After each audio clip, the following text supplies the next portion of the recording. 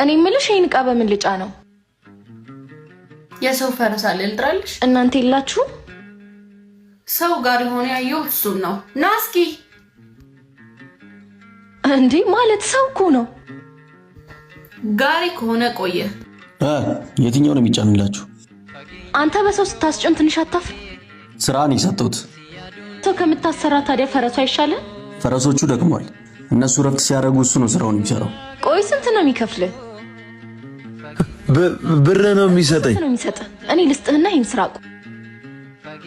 አረ ይሄ ብሩንም ብትሰጪው ገበያ ሄዶ ለሰው ነው የሚሰጠው። ለማን ነው ብሩን የምትሰጠው?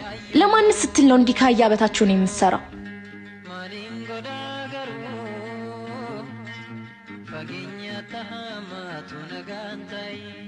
አብቹ ትናንት እኮ በልሜ ያየው ሁሌ መልእክት ስልክልህ አትመልስም።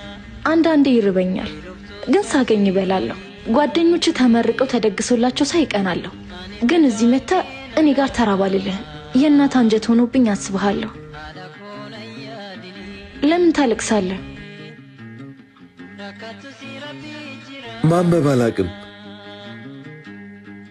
ግን እናቴ ደህና እንደሆነች ይሰማኝ ነበር። ብርህን ግን ለማን ነው የምትሰጠው? መልእክተኞች ናቸው።